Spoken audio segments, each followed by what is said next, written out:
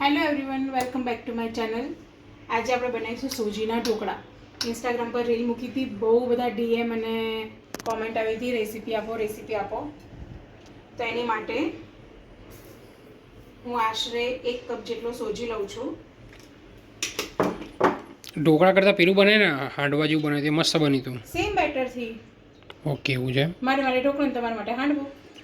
તો તું મારા માટે પેલું બનાવે તારા મુઠિયા સાંજે જમવા માટે, ત્યારે નાસ્તા માટે. એની અંદર થોડું પલળે એટલું 1.5 કપ જેટલું છાશ નાખી. અત્યારે આ ઢીલું દેખાઈ રહ્યું છે.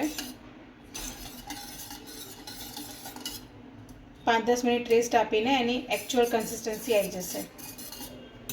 હવે એને રેસ્ટ આપવા માટે મૂકી દઈશું.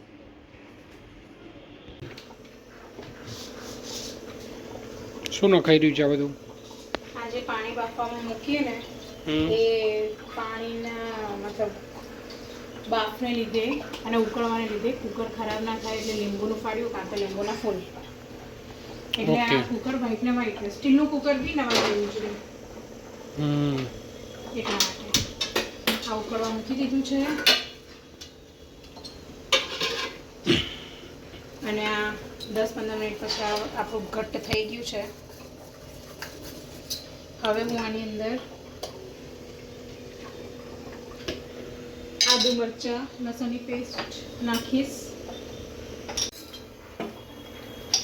આદુ મરચાં લસણની પેસ્ટ સ્વાદ અનુસાર તમારે નાખવું હોય તો નાખી શકો છો, ના નાખવું હોય તો સ્કીપ પણ કરી શકો છો. પ્લેન ઢોકળા કરવા હોય તો પણ હું નાખું છું. પછી સ્વાદ પ્રમાણે મીઠું,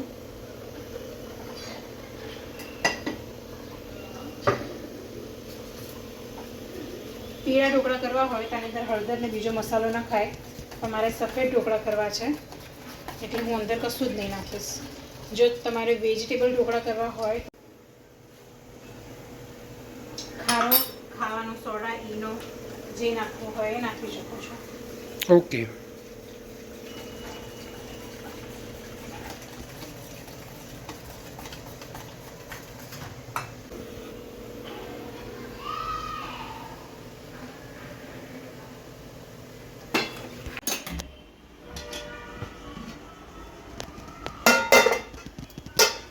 ચેક કરી લઈશું આપણે થયા કે નહીં. ચપ્પુ ચોખ્ખું બહાર આવ્યું છે એટલે મેં થઈ ગયા છે.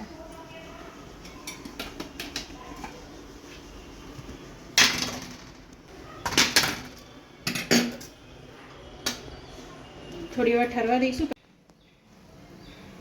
વઘાર કરી લઈએ હવે આપણે.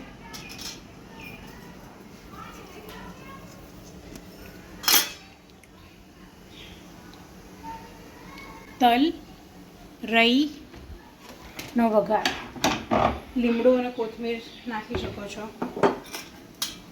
અને હું મરચું આની ઉપર ભભરાઈ દઉં છું.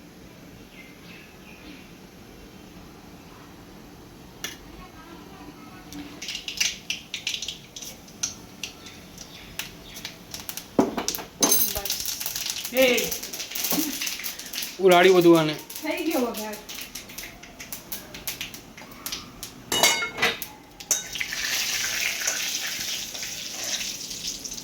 કેમેરામેનની ફાટી રહી છે. આવી રીતે એને પર વઘારી નાખવાનો. તમે કઢાઈમાં નાખીને વઘારવું હોય તો બી વઘારી શકો છો.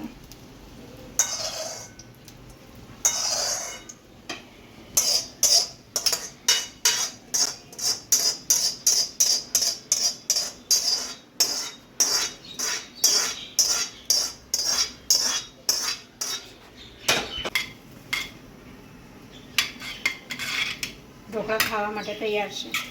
કોથમીર ભભરાવું.